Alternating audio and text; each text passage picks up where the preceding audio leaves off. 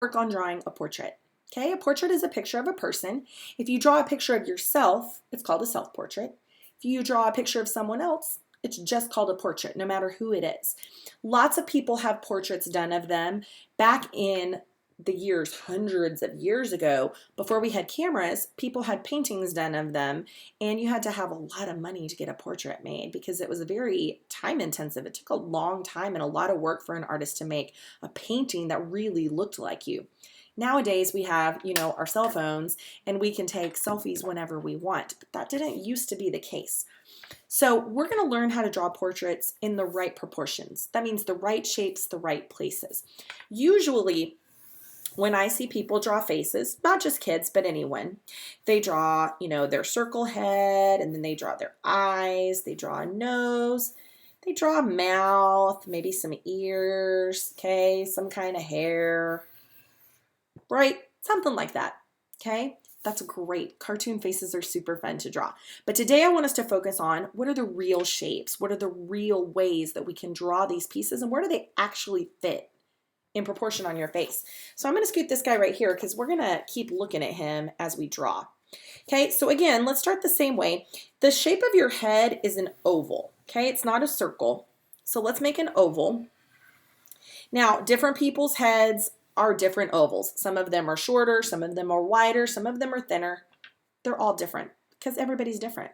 Same thing with the way we make our eyes, nose, and mouth. They're the same basic shapes, but they change from person to person. That's what makes us look like us.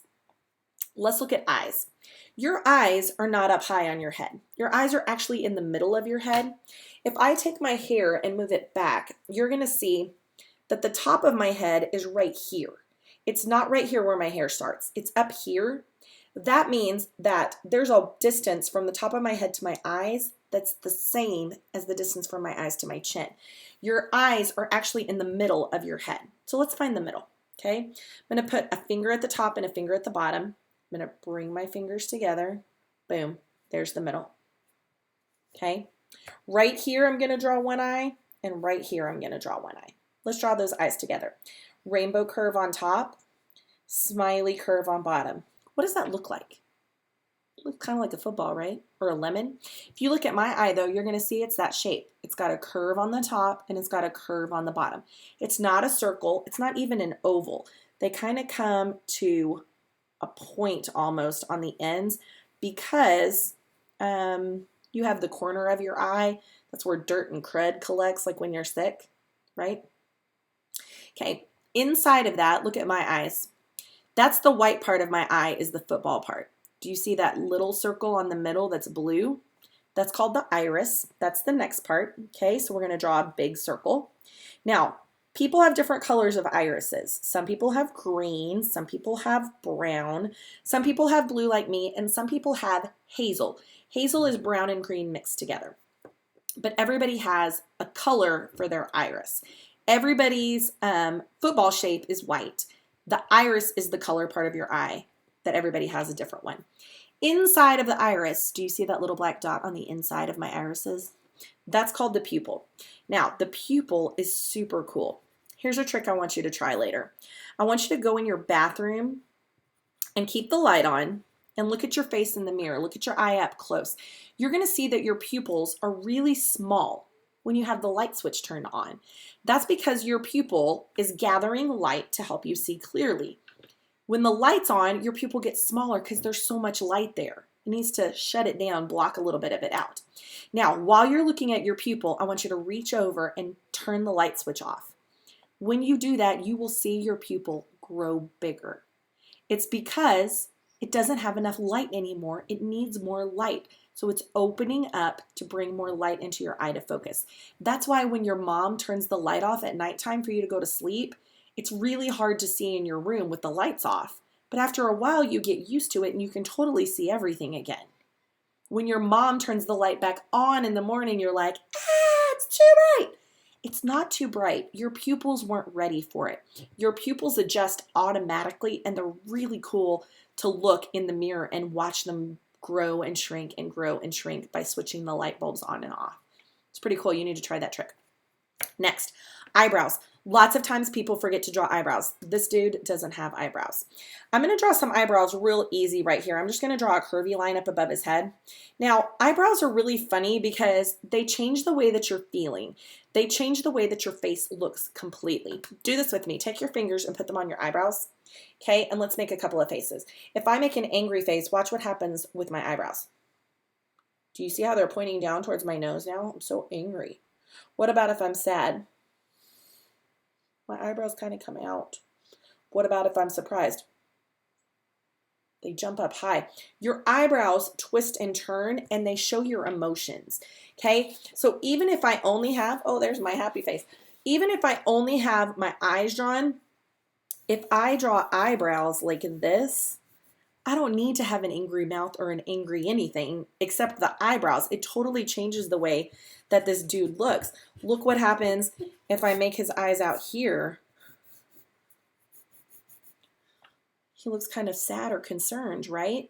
It totally changes the way that your face looks when you add eyebrows. So you need to have eyebrows. I'm noticing this is a little wonky. I'm going to fix that. So that's bothering me. Okay, next, noses. Noses are really tricky, guys, because everybody wants to draw a nose with like a letter C or an L or a triangle, but that's not the shape of your nose. Your nose actually has a couple of parts.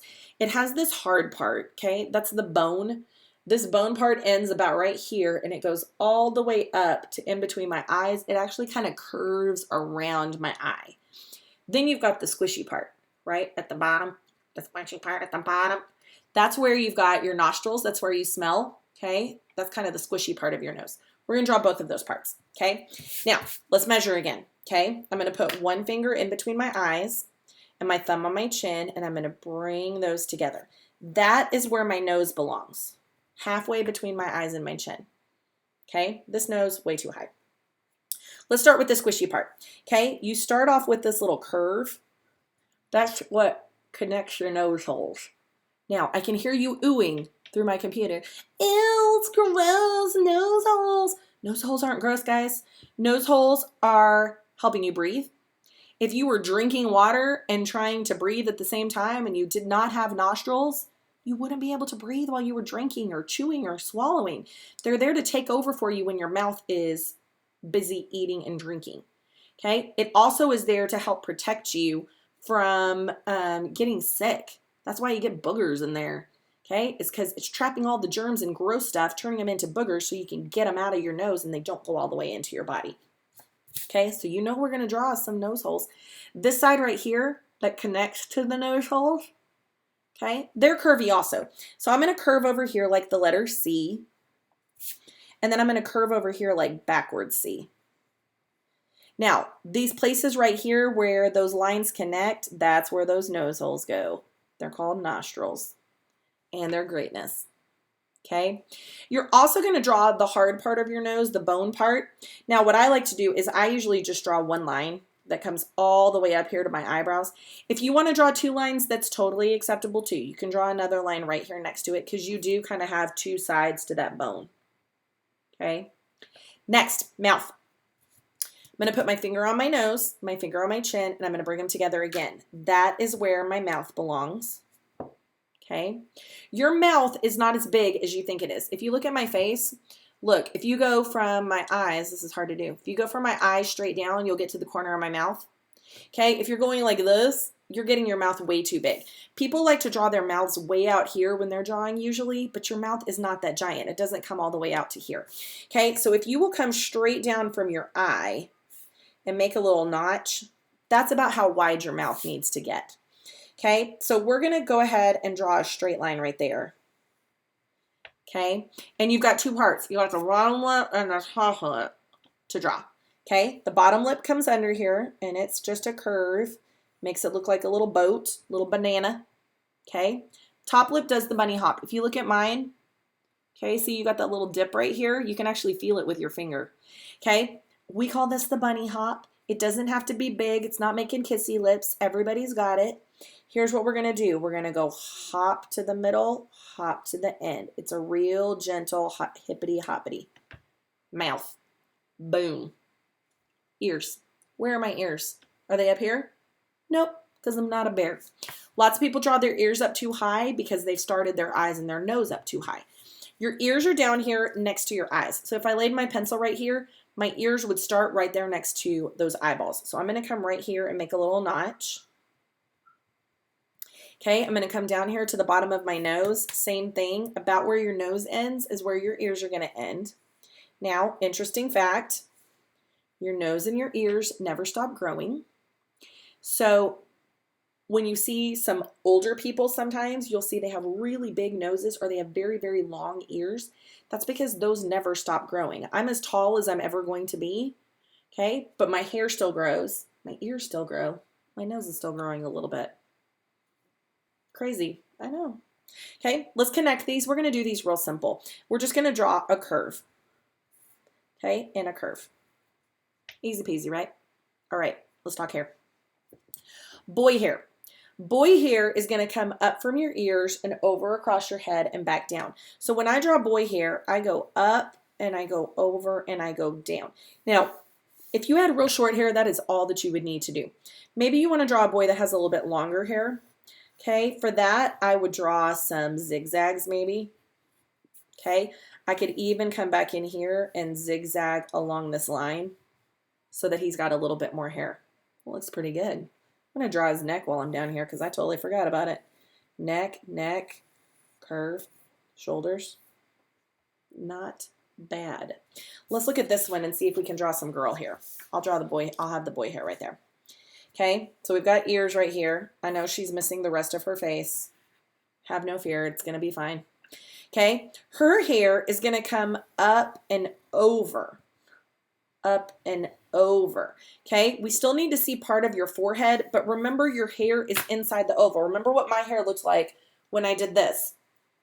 Okay, you can still see my hair. You can see the curve of the top of my head. There we go. The curve of the top of my head, but you can still see all of this hair. All of this hair is what we need to draw next.